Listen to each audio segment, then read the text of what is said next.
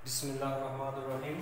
अस्सलाम वालेकुम दोस्तों, आज की वीडियो में हम शुरू करने वाले हैं ऑपरेशंस ऑन कम्प्लेक्स नंबर। पिछली वीडियो में हमने पढ़ा था पावर्स ऑफ आयोटा, तो इसमें हम पढ़ेंगे कि कम्प्लेक्स नंबर्स के ऑपरेशन जो है ऑपरेशन उसमें हमारे पास 6 डिफरेंट डेफिनेशन है। सबसे पहले हमारे पास आ जाएंगे अगर हमारे पास दो complex numbers a plus iota b, एक कम्प्लेक्स नंबर आ गया, दूसरा हमारे पास c प्लस आयोटा b, ये दोनों आपस में बराबर लिखी हुई हैं। ये उसी सूरत में पॉसिबल है। This implies that a is equal to c and b is equal to d।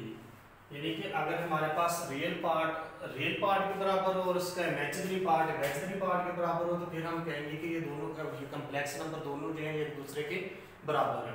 अच्छा, दूसरा ये है कि इसको हम ऑर्डर पेयर की फॉर्म में भी लिख सकते हैं। ये इसको मैंने आयोटा की फॉर्म में लिखा, ऑर्डर पेयर की फॉर्म में लिख रहा हूं, तो इसको हम लिखेंगे a b is equal to c d। ये ऑर्डर पेयर की फॉर्म में है। इसी तरह इसमें भी अब a बराबर आ जाएगा c के और b जो है ये बराबर आ जाएगा b के। तो हम इसको दोनों सूरतों में लिख के हल कर सकते हैं। सेकंड डेफिनेशन हमारे पास आ जाती है एडिशन।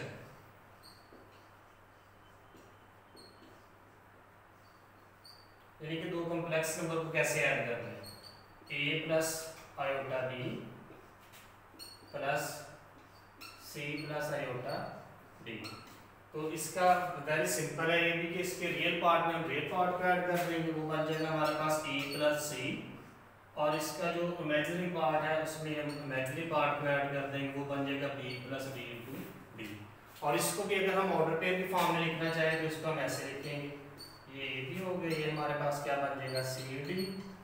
दूसरी साइड पे हमने रियल पार्ट में ऐड करना है, वो a plus c comma b plus d। तो ये ऑर्डर पेयर की फॉर्म में हम इसको लिखना चाहे तो हम इसको ऐसे लिख सकते हैं। तीसरी डेफिनेशन है कि अगर हम एक कम्प्लेक्स नंबर को किसी भी रियल नंबर के साथ मल्टीप्लाई करना हो तो वो हम कैसे करेंगे। अब के से बता दी, यहाँ पे कोई भी रियल नंबर हो सकता है। अब जब इसको किसी भी रियल नंबर को हम कम्प्लेक्स नंबर के साथ मल्टीप्लाई करेंगे तो हम इसको दोनों के साथ मल्टीप्लाई करेंगे, यानी कि उसके रियल पार्ट के साथ भी मल्टीप्लाई कर देंगे और इसके इमेजिनरी पार्ट के साथ भी मल्टीप्लाई कर देंगे। तो ये हमारे पास तीसरे, इसको भी ऑर्डर पेयर की फॉर्म में लिखा जा सकता है कि यहाँ पे हम इसको ऐसे लिख सकते हैं k into A B is equal to K A और ये के बी। ये इसके जो ऑर्डर पेयर की फॉर्म है। इसके बाद हमारे पास है इसकी चौथी डेफिनेशन कि अगर हमने दो कम्प्लेक्स नंबर को माइनस करना तो हम कैसे करेंगे। हमारे पास एक नंबर है a plus iota b minus b c plus iota b। तो ये वेरी सिंपल है, a प्लस आयोटा b, इस माइनस को हम ले लेंगे ब्रैकेट के अंदर, c प्लस आयोटा b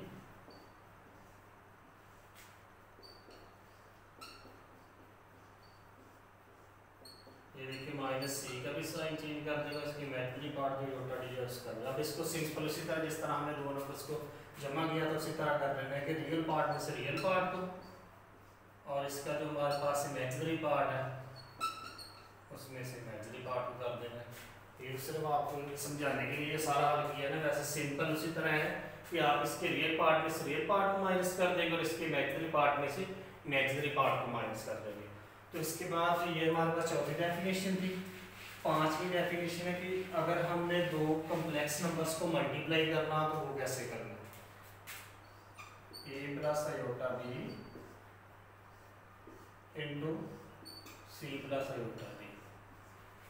इनको मल्टीप्लाई करेंगे तो पहले a को दोनों के साथ a c plus a d iota, फिर आयोटा b को b c आयोटा लास्ट पे लिख लेते हैं। उसके बाद हम आयोटा b को आयोटा d के साथ करेंगे तो वो बन जाएगा b d और आयोटा का बन जाएगा स्क्वायर। अब आयोटा की पावर्स में हमने पढ़ा था कि अगर पावर 1 से ज़्यादा हो तो उसको सिंप्लीफाई कर लेना है। इन दोनों में से आयोटा कॉमन आ रहा है, कॉमन ले लेते हैं। आयोटा का स्क्वायर बराबर होता है -1 के यहाँ पे -1 लगा, तो ये बन गया AC plus AD plus BC into iota, और ये बन गया -BD।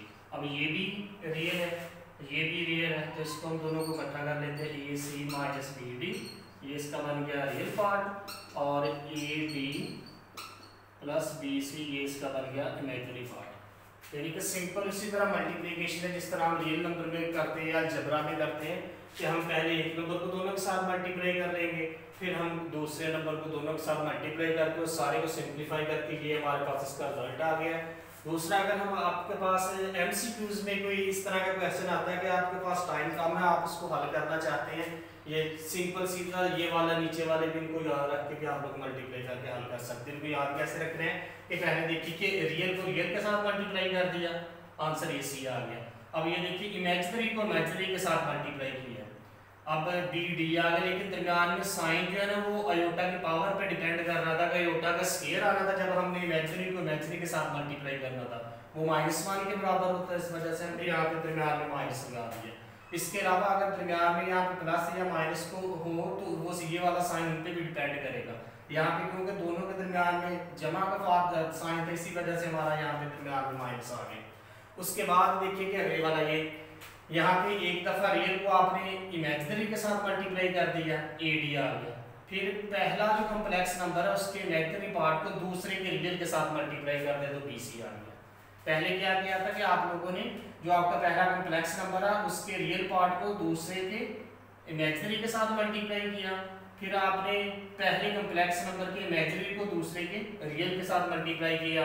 तो ये सिंपल ये वाला फार्मूला यानी कि ये वाला हिस्सा भी याद रख के आप दो नंबर्स का प्रोडक्ट फाइंड कर सकते हैं अगर आप लोग इसको याद रखते हैं, वरना आप अगर नहीं याद रहता तो आप सिंपल इसी तरह जिस तरह हम मल्टीप्लाई करते हैं उस तरह मल्टीप्लाई करके भी इसको हल कर सकते हैं।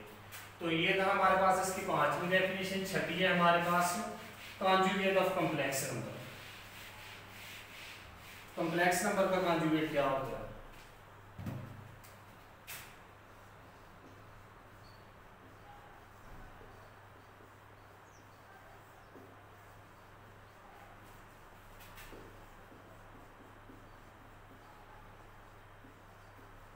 अच्छा, अगर आपके पास दो कॉम्प्लेक्स नंबर इस फॉर्म में दिए हो a प्लस अयोटा b और दूसरा हो a माइनस अयोटा b, अब यहाँ पे देखिए कि ये दोनों कॉम्प्लेक्स नंबर जो है इनका रियल पार्ट सेम है, जबकि इनके जो इमेजिनरी पार्ट है वो सिर्फ उनके साइन डिफर है, वैल्यू उनकी भी एक जैसी है। इनके यानी कि अयोटा b, ये भी अयोटा b है, ये भी अयोटा b, लेकिन इन दोनों के साइन में डिफरेंस आ रहा है, वैल्यू एक जैसी है, तो रियल पार्ट सेम है।